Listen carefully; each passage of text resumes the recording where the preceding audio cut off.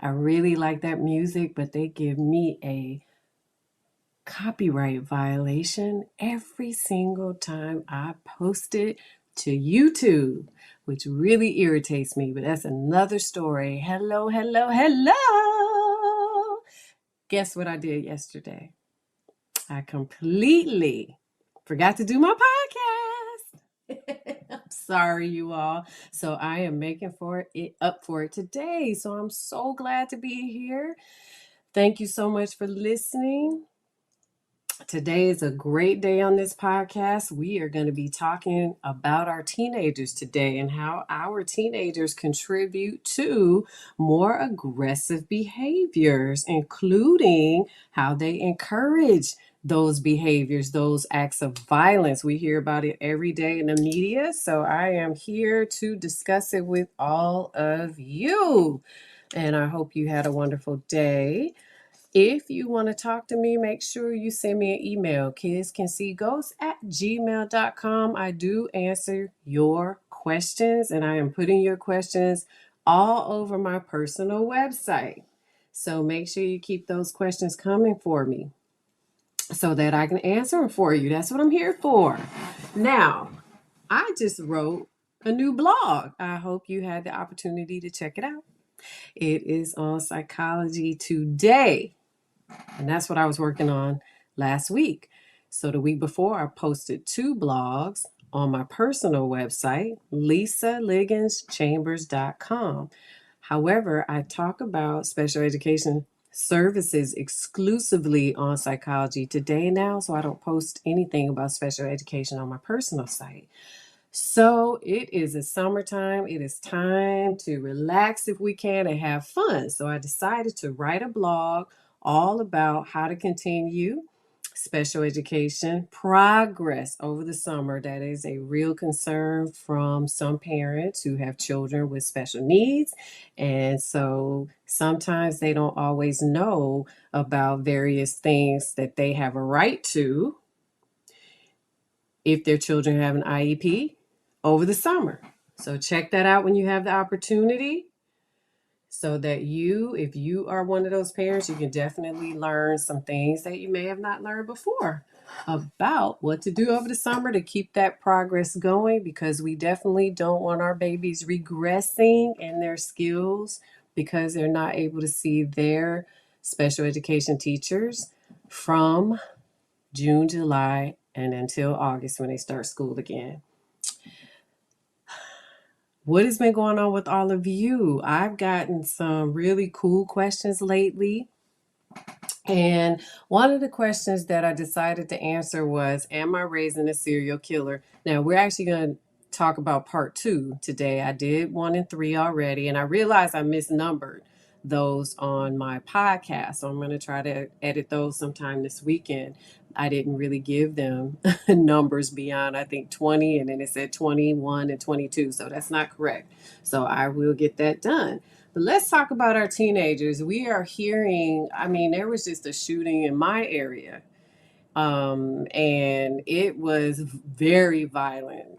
Several people were hurt, and it's disturbing, and it's sad, and more needs to be done about it. I paused for a second because I wanted to figure out how I wanted to say what actually just came out of my mouth. So, I try to be very candid and very real, but I still try to guard a couple of things. So, what we want to talk about today is why some of these kids are making these choices. A lot of you are going to say it's poverty, or a lot of you are going to say, lack of education, and those things probably do contribute. But the part that we don't talk about enough is the part that the teenagers play. There are parents who defend them and say, hey, they're kids. They don't need to get this amount of time in jail, or the parents would defend him and say, oh, he's a good kid, or oh, she's always been a good girl, never any problems, kind of ignoring early signs and symptoms of aggressive behaviors. Not all parents, but some of them. You all see him on the news going, he was a good boy. And I'm going, God, he probably was harming stuff when he was younger. Now, that doesn't mean that's all kids. So let's not put them all into the same category of what could have happened. Some people make choices that they weren't taught. We all know that because I've done it and you all have done it. But what I'm talking about is acts of murder, like what the kids just did in my area. There's no excuse for it. What they did was just pull out a gun in a crowd and just start shooting. Some people I know would say some of these kids are just punks and they don't know how to fight. So they sit there and they pull out their weapons. That's what some of my people would say, you know, from where I was born and raised, right? Because the mentality was you use your fists, not guns. But nowadays, these kids are just pulling out guns and then they go, it wasn't me. I didn't do it. Why am I in trouble? There is no connection sometimes between if I make this choice, here's the consequence. I'm going to jail for the rest of my life. I destroyed my family and I destroyed their family. So we have to hold these teenagers accountable more often, you know, and what I had started seeing, and a lot of teachers and administrators can attest to this as well, is that groups of teenagers will support these acts of violence.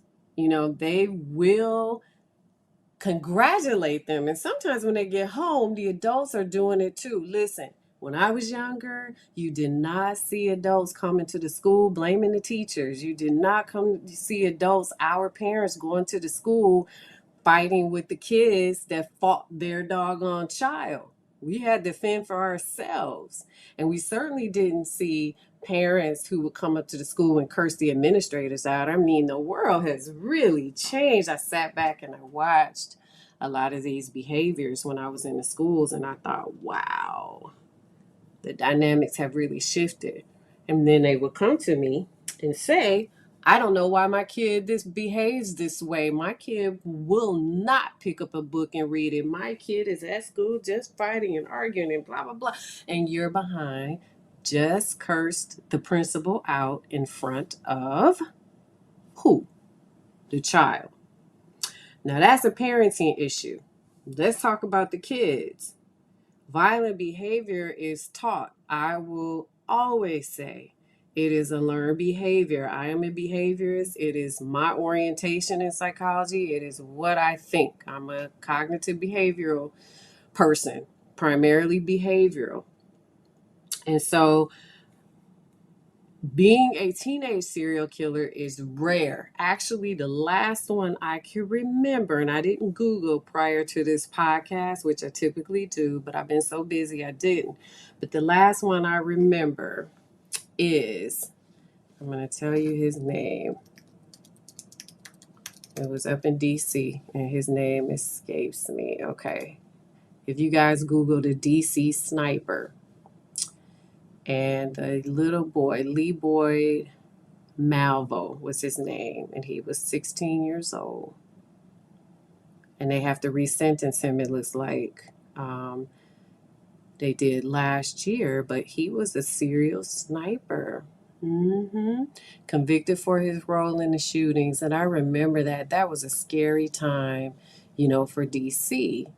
And that happened probably 20 years ago, believe it or not. God, I'm old now, maybe about 20 years ago.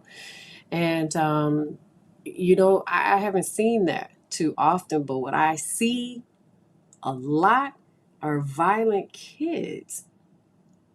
And there is no one single factor that contributes to or contributed to the young man in DC being involved in mass killings like that. However, a lot of these kids who are okay with this type of violence have a common connection to trauma and abuse. I always mention trauma. Trauma, again, like I said last week, in my opinion, is the root to a lot of the problems that many of us experience.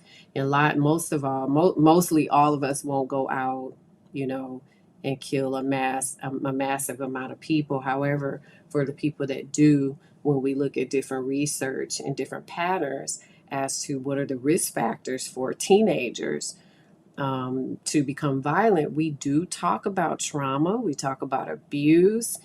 They experience early trauma, early sexual abuse, early violent behaviors, early trauma when they're toddlers, when they get that lack of empathy, all they learn is violence and hurt with no one feeling sorry for them or helping them or showing them any type of empathy or remorse. It is just constant abuse. So, what do you think happens to a little toddler when they are constantly abused? Do you think their brain stays the same?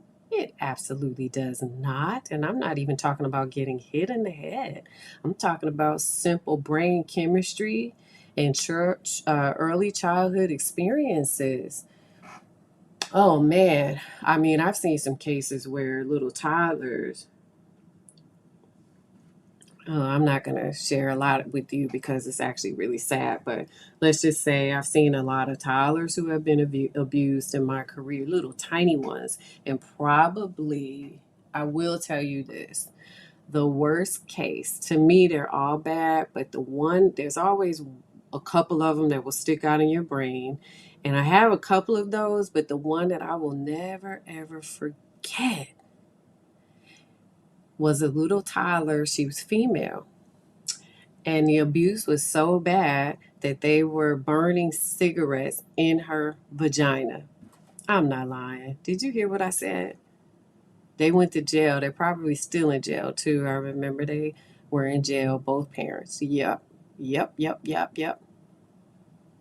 Yep. So, when she came under my care, all I did was love on that little child. I loved her. I loved her. I don't know what happened to her. I worked with her for a long time, and her family. And I will never forget that because even for anybody, imagining somebody sticking a cigarette and a burning cigarette into your private parts. This was a toddler and they were burning her vagina with a cigarette. Can you believe that? You talking about wanting to strangle someone? I was so upset. I will never forget that. But when you think about this child, and they also sexually abused her, and so she was a little toddler. She wasn't even, I don't even think she was 3 when I met her, right? And this was many, many years. This is probably 30 years ago. And what do you think if you had to think about how she is behaving as an adult emotionally and physically? Well, we hope that she is okay, right? But the reality of it, when she was that little, the reason she was seeing me and I would go to her school and all that stuff is because of the trauma she experienced. It was causing her to be violent. So she was hurting other people and she was less than 4 years old. So you see how trauma can cause these kind of violent behaviors in children. It's not that hard to figure out. So anytime I hear about, first of all, I always want to apologize to these kids because I think we failed them, right? There is no reason for 2 adults to be sexually abusing a kid and no one say anything or do anything about it. Then you take all of that trauma and those early childhood experiences and you put them into a teenager where they have their hormones, they're responsible for all kinds of things as teenagers. They get around other teenagers who are like minded, right? Who've had some of the same experiences and some of the same symptoms. And they get together and they start to talk. Or there's one impressionable adult that they admire in the neighborhood who happens to be just as violent. I've seen that too with gang activity, for example. So all of this makes a difference when it comes down to our teenagers being violent. From this, we get mental illness, right? And I always say that mothers are the umbilical cord to a child's world. And if we clip that too early or in the wrong way, we can set our kids up for failure and somebody else will raise them, right? In the streets. And so teenagers who come from a home where that umbilical cord has been cut, think about it, no father in the home, they are subjected to conflict and abuse. Do you think they're going to be typical mentally? They are not going to be. So, teenagers wind up struggling with anxiety and depression, which can lead to aggressive behavior. And so, like most people, when you think about teenagers, when people don't want to go to therapy or go on medication to decrease some of the symptoms that they feel, what are they doing? Smoking marijuana, drinking alcohol, having sex with other people too early. They do a lot of unhealthy behaviors to try to cope and regulate their emotions. And something that a lot of people, not just teenagers, are guilty of is taking their anger out on other people. When that happens too much and people like me come into play, at this point, when I get involved, the kids have conduct disorder when they're older teenagers, which leads to antisocial personality disorder when they're beyond 18. Before conduct disorder, if they're young, depending on whether they have certain symptoms or not, they're oppositional or ODD. That's when I come into play. When you get into more serious behavior concerns. Now, let's talk about conduct disorder because I think it's important for you all to understand it just a little bit. I'm not going to get into it in detail because there's a lot to cover with it, but it is a mental health condition. It involves aggressive behaviors, it involves destructive behaviors. They violate the rights of others. They bully, they steal. There's physical violence, and the kids that are out here shooting people, that's them. That's who you're looking at. So, as adults, sometimes we have to look outside of the action. And that's what I have to do. You're wrong and you're going to hear about it if you're violent. But what we're going to treat are the symptoms that caused it because that's the problem.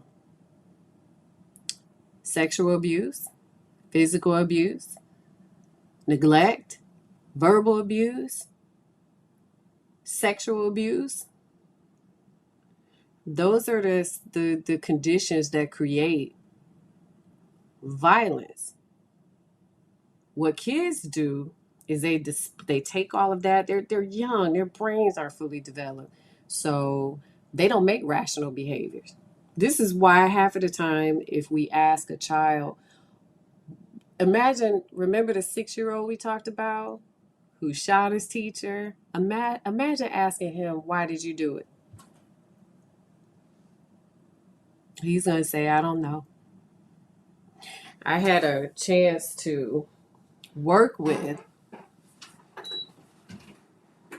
I had a chance to work with a teenager many moons ago in the mid 90s who shot some folks, right?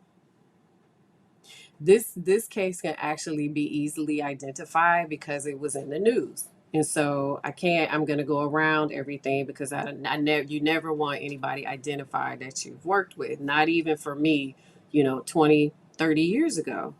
And so the one question that I said was, why did you shoot them? And this kid said, I don't know. And I never forgot that because I said, God, you took somebody's life and you don't know? They don't know.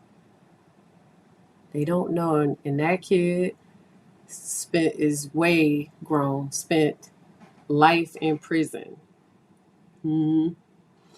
And when they are in these acts for various reasons. I mean, I've heard kids say, because I wanted to join a gang, and a part of joining a gang is when I had to kill somebody. You see, if you are a teenager, how you all contribute to some of this as well. You know, it's not just the adult's responsibility to shape you. You have to get help if you need it, and you can as a teenager. You also have to be responsible, knowing that you don't just take your problems out on other people. There are people like me who help teenagers and kids and toddlers all the time. You have to address these underlying traumas. And some teenagers and people in general are afraid to feel pain and hurt and anger. So they're defiant, oppositional, defying rules, disrespecting authority, just refusing to be human, man. Some of you just refuse to be human and hurt. I heard somebody recently tell me, I went to therapy and decided not to after a couple of sessions. And I said, why? Because it wasn't for me. Why? You know, I'm like a toddler. Why? It wasn't for me because what? I don't know. Oh, okay. That person got to the point where they were going to make you feel the pain that you feel. Okay. Well, that's stupid, because you'd rather go home and cry and drink a bottle of wine knowing that the pain is not going to disappear. It is just going to come back tomorrow. And then you're going to do the same thing, putting your doggone liver in jeopardy, possibly causing a thiamine deficiency in your brain, which leads to Korsakoff syndrome. I can go on and on with that. And then give yourself cirrhosis of the liver, all because you don't want to feel hurt. That's why you stop going to therapy. I know I'm talking to some of you that are listening to me. Teenagers are impressionable, and we still have the opportunity to train them. They suffer from depression. Sometimes they feel hopeless, and sometimes they feel helpless, and those things lead to outbursts of anger. They lead to inappropriate decisions. So we as a community have to figure out why these kids are making inappropriate decisions and do something to help support them and get them treatment. I noticed that in particular in my area, there are a lot of great programs that kids can be involved in, even teenagers. But here's the thing, some cost too much money, some are not in locations that are available for these teenagers, they're too far. What I would like to see happen is that we have more community health centers in different municipalities that are easy for kids to go to after school. They can play basketball, they can be involved in football in their community, they can be cheerleaders in their community. You can give kids hope by keeping them active. When their behinds are out on the street, congregating in groups, this is when we see problems. This ain't rocket science. It's not. One of the greatest things that I think, and most of you know, I was raised in Cleveland, but I actually went to high school in East Cleveland, Ohio. And so I always think back to when I was a kid. If you ever Google East Cleveland, Ohio, you will see that it has some challenges. It had challenges back when I was in high school, but it definitely has challenges now, 30 plus years ago. And so one of the things that I think that they did right, the adults and the administrators and the leaders and the politicians at that time, what I think they did right was that they had a community center. So we had the East Cleveland Chiefs for example, we had cheerleaders. This is where this stuff comes from. I didn't make it up. We grew up like this. And I think because it was a tough area to grow up in, it kept a lot of the nonsense down. It kept a lot of it down because we were busy. We had stuff to do. We didn't have time to congregate and do. That's not to say that people didn't join games or there were no fights, because that's what we had to do back then. Sometimes, not all the time, but I tell you what, we didn't pull out guns. The adults monitored us, including our parents, and made us get into extracurricular activities. After school, if I go past high schools, these kids are out on the street and they are fighting sometimes, not all of them. Then you got a whole bunch of good teenagers who want to learn, right? And I think all kids are good kids. They just make bad decisions. However, as a community or even as a nation, or no matter where you are listening from, because there are people listening for overseas, we've got to do better together to address some of this violence and mental health that some of these kids are going through. So, what I want you to take from this is that it's really important, it's very important to understand that we cannot blame mental illness on every decision that teenagers make, but we can give teenagers a little bit of grace because for them, they think they know everything, but they don't know crap. We all know that. And so we need to promote their well being. And the way that we do that is by understanding that a lot of this violence with the teenagers goes back to trauma. Because your average teenager is not going to go on the street, pull out a gun, and shoot people, right? And that's the point. But there are a few who will, who absolutely will. Video games contribute. We can argue all day long about that, but research goes back to the 50s and 60s about watching violence on television. Look at the Bandura studies. Okay. Violence, there's a fascination with it, and these video games are not helping. Some of these teenagers are fascinated with death. I know you probably just like opened your mouth wide if you don't get to talk to teenagers like I do, but they do get fascinated with. I remember I think I wrote a blog about it. There was a teenager that asked me, what death would be like. I said, I never died before. I don't know. Do you want to know? And this teenager said, yeah, I'm curious. What if I harmed a cat? I can watch it die. See what I mean? Where'd you get that from? Well, I saw it on so and so. Well, these are just examples that I hear. We talk about video games. We also need to talk about, access to YouTube and, when I say YouTube, I mean parental controls. You can even control YouTube with your teenagers. Like we did that for our oldest daughter for a long time.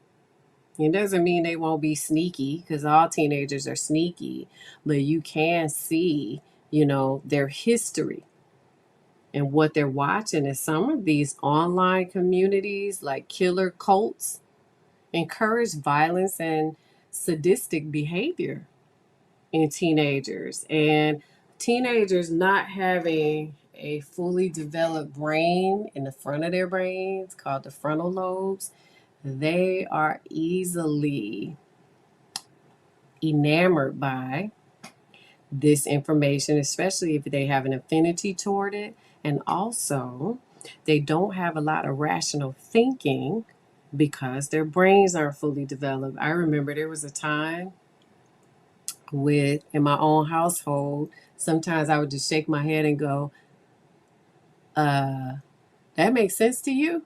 And it was, yeah. And I'm going, and so my brain is going, rational behavior is not fully developed. Just guide. Just guide. That's what the mother does. So that's my brain.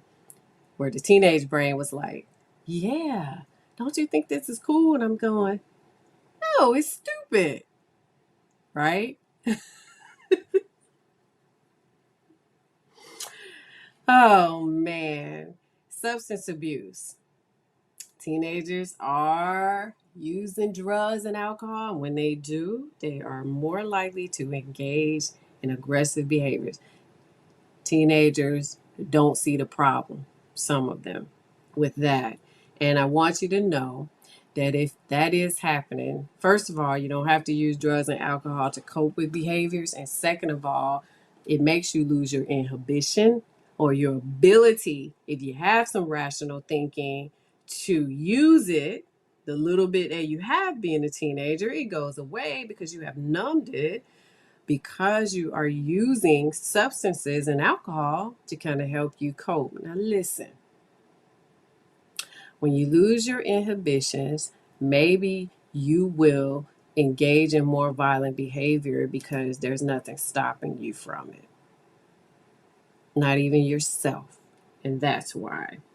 When we talk about teenagers, of course, we have to talk about their hormones, mood swings, impulse control challenges. It's there.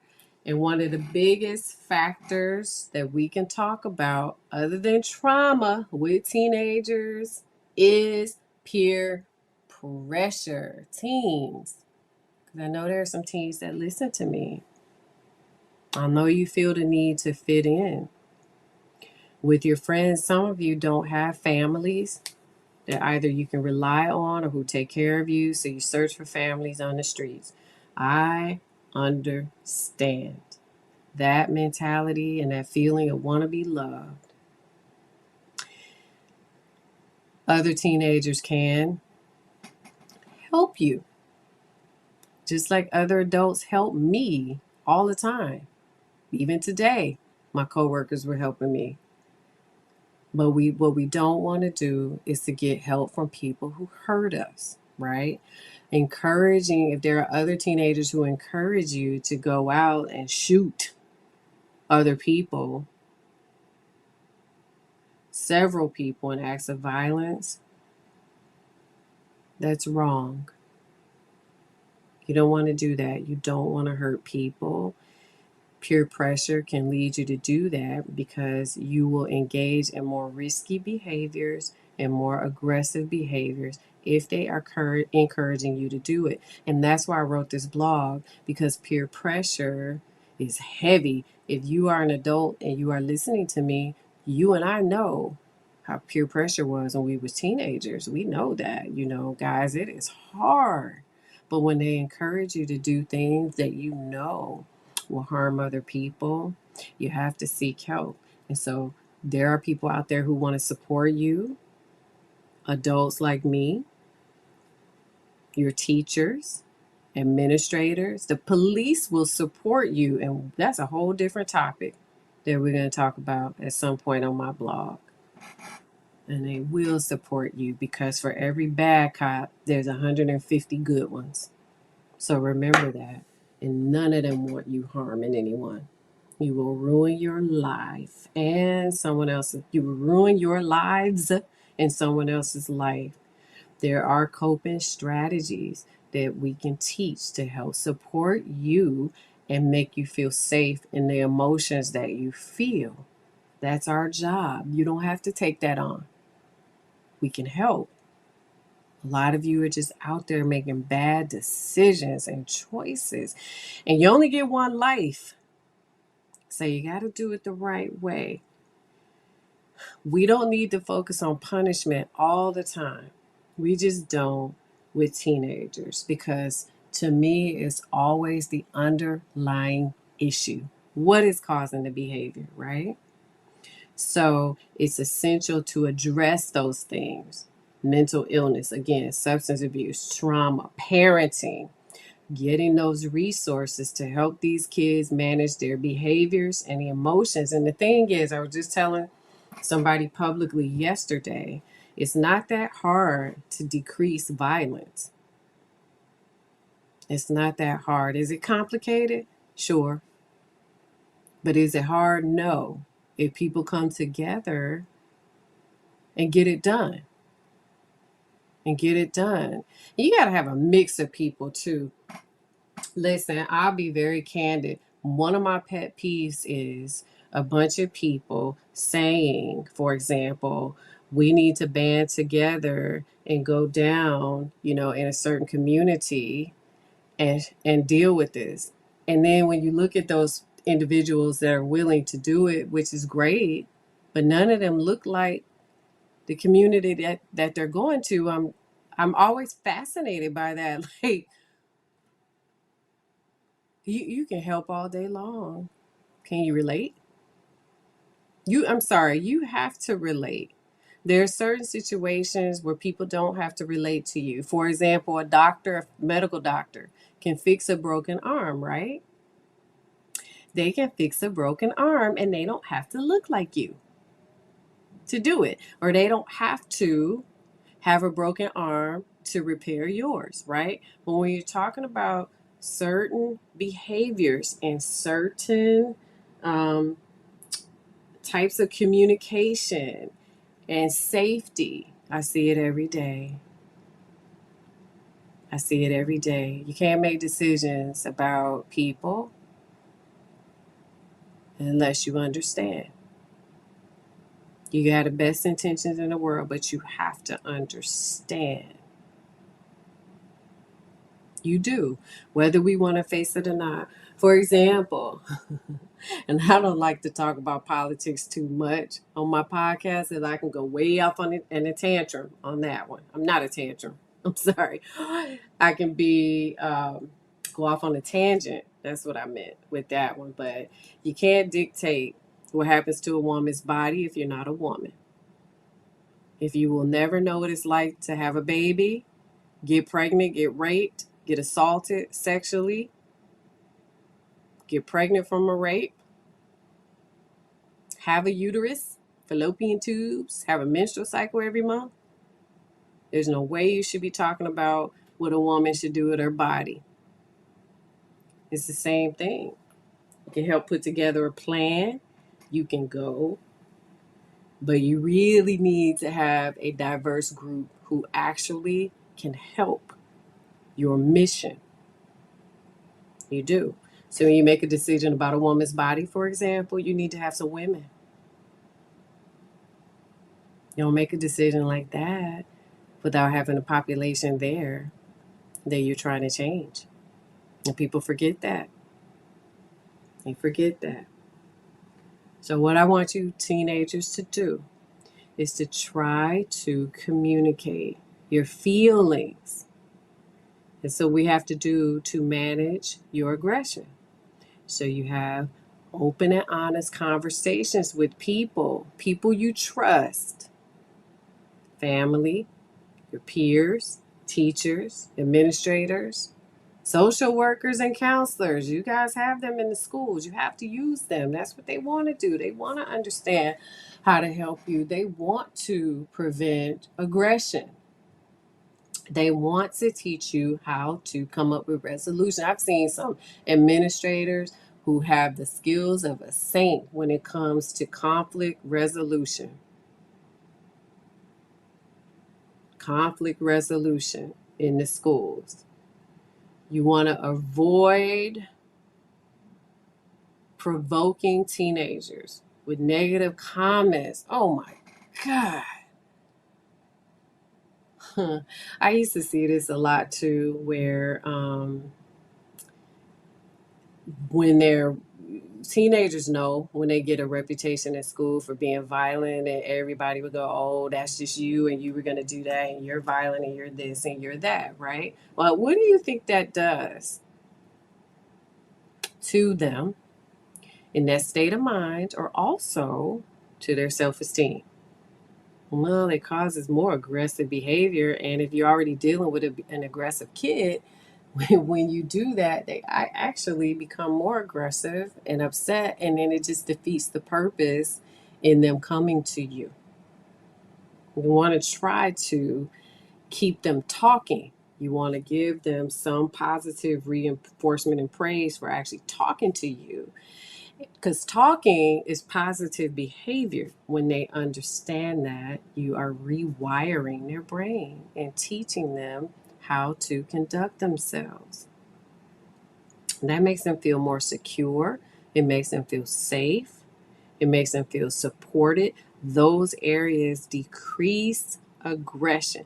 Now, that's not to say that they don't need a little bit more than that. And sometimes, kids, you will get suspended from school. Some of you have been expelled from school. Some of you go to alternative schools. I actually am a huge fan of alternative schools, by the way. You know, I think they're very good for kids to attend who have these kind of behaviors. It takes them away from other peers who encourage this stuff.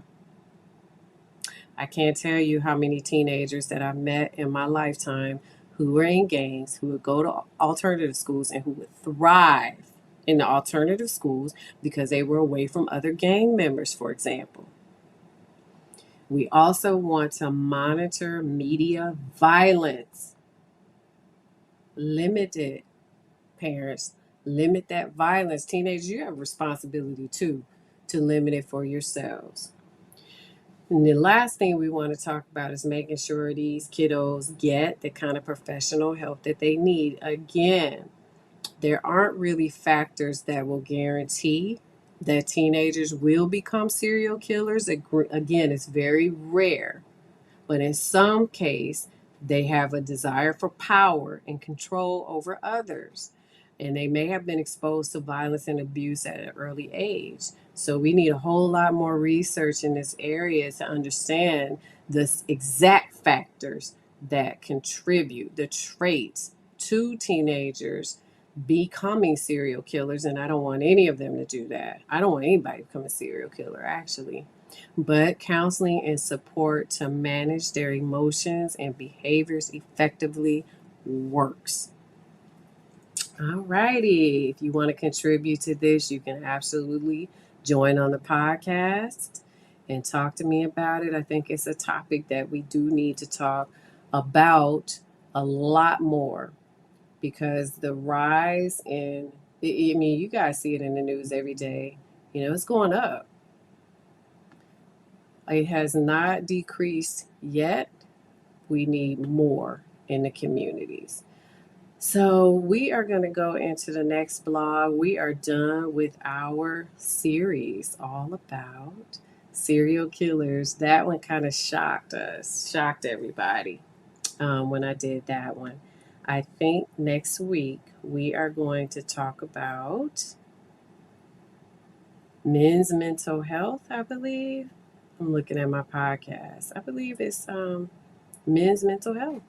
So let's talk to the fellas. And I don't think we've done that. If we did, we will go straight into how can I get to happy? And I know we haven't done that one. And if we have enough time, we can do both of them. This week on my personal blog, I've had so many parents talk to me about different ideas that they have for my blog. And so I'm trying to figure out which way I want to go on Friday. So TBA on that one. I mean, I have a blog about pediatricians. I have a blog that they want me to write to grandparents. You know, I haven't talked to grandparents that much because grandparents are unhappy, for example, sometimes with not getting the kind of attention that they think they want from their grandchildren that have autism. And I have another parent who wanted me to write about using school psychologists, which is actually a good one. I'm actually not going to do that. I'm going to do that one on Psychology Today. Somebody wanted me to write about Black kids and how they're not just athletes, which I actually think is a really good topic. And then, see what I mean? I got a whole lot of people writing to me. And so I just have not, I'm looking at all of them, and I just have not figured out what I want to talk about on Friday. Let's see. Parent advocacy is another one. So I actually might write about parent advocacy because I think we need more of that for parents. So TBA on the blog for tomorrow because I don't know what I'm going to write. You all give me such good ideas. All right, so I think we are done for today. Thank you so much. Typically, my blog is on Wednesdays at 7. Don't forget, but I completely telling you all not to forget. I completely forgot last week. I mean, yesterday. So don't you all forget. And I will not forget again. So you all have a wonderful up and coming weekend, and we will talk next week all about the men. Bye bye.